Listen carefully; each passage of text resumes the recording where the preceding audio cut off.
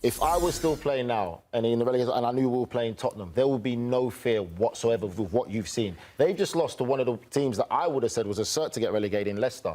7 games without a win. 7 games.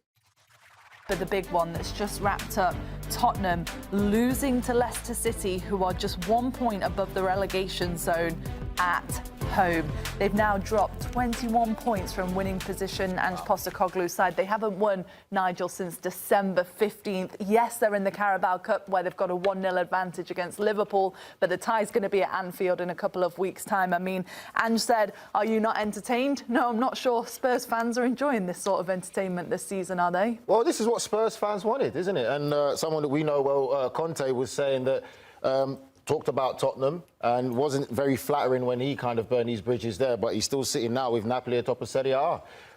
Tottenham, for me, I'm lost for words. We keep saying the same thing again. We talk about being pragmatic.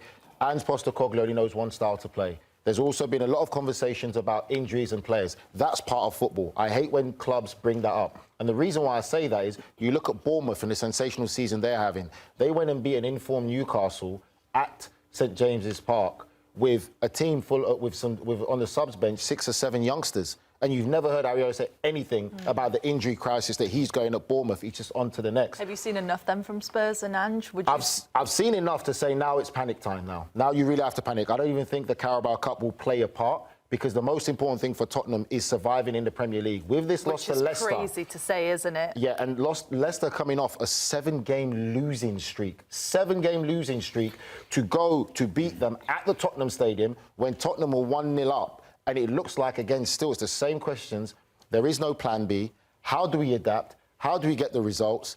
I think now there's a big worry because Tottenham are dragging themselves into a relegation 6 points off the relegation zone. Do you think he'll get sacked this week, Grella? I'm not sure if he'll get sacked, but there's a saying amongst managers. It's called, like, they say, I'm going to die my way, right? And my Argentinian friend was saying, muero con la mía, I'm going to die my way. I don't want to die. I want to live, right?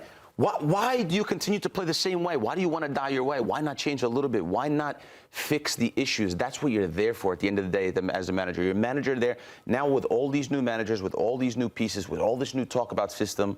When we just watched Roma win without Dybala, with Claudio Ranieri, who settles things. The manager's job is to get 3 points. The manager's job is to see what the issue is and adjust. Every game is a little bit different. Every season's a little bit different. Every year is a little bit different. Every player's a little bit different. You have to make adjustments based on those things instead of just saying, no, I'm going to die my way.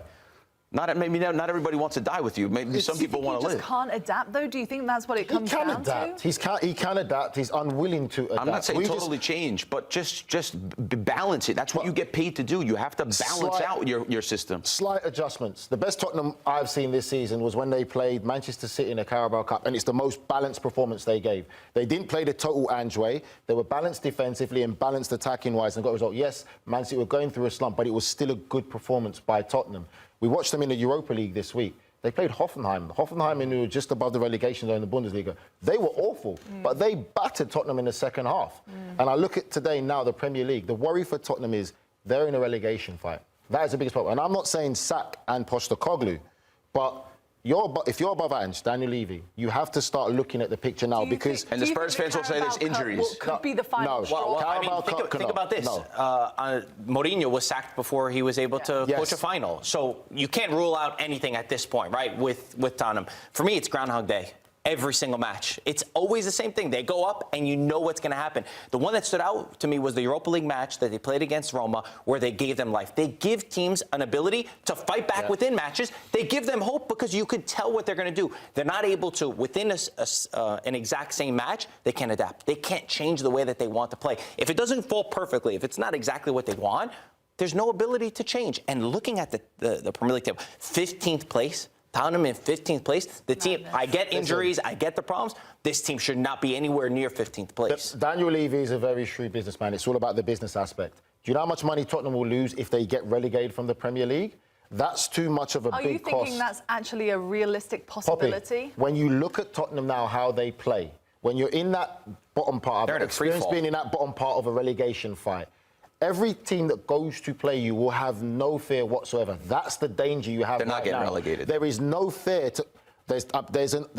People have said that before with other teams who I've been, I wasn't there, but West Ham were one team where they were a talented team and everyone's like, oh, they're too good to go down. You're never too good to go down. You're never too good to go down. But the other teams are worse than them. Yeah. Do you think, teams you are think worse. so? I'm saying it's easy Yeah. to sit there to say that, but your quality is not showing where you should be, where Nigel, you are do right now. It's a reflection. Do you think they're in a situation where Daniel Levy is looking at the next option and it's just a case now of let's just wait until we know who we're going to bring in before we let Ange go? Has the decision already been made? Listen, whoever you bring in, I have my opinion who I think they should go for now with the fan base. I think Areola at Bournemouth, and I know a lot of people are going to be upset, even our great producer Jen, but would what he go he's there? done... Do you think Areola would go to... He might be playing in Europe next year.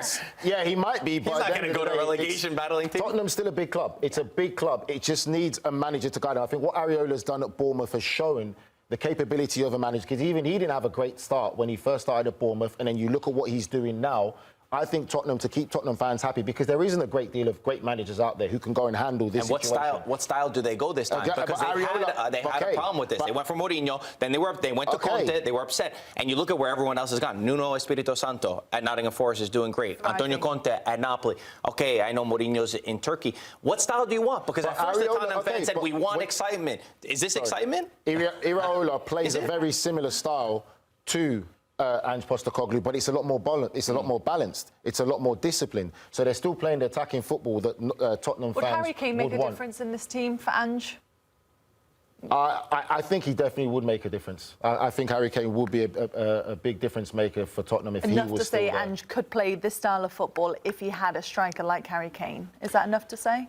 I wouldn't say it's enough. I still think there's the defensive vulnerability. I think that high back line is a big risk. Want to put a Band-Aid on a broken leg?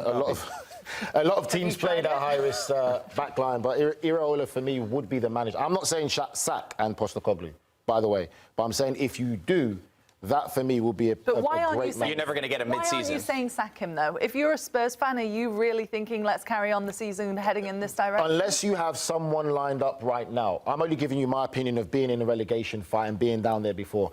If I was still playing now and in the relegation, and I knew we were playing Tottenham, there would be no fear whatsoever with what you've seen. They've just lost to one of the teams that I would have said was a cert to get relegated in Leicester. 7 games without a win. 7 games on a losing streak. So for me, I think that fear factor goes. And there's a lot of teams right now where they don't have that fear factor. And you look at the competitiveness of the Premier League. Aston Villa, Bournemouth, Newcastle, so many teams chasing the top 4. There's no such thing as an easy game. Yeah.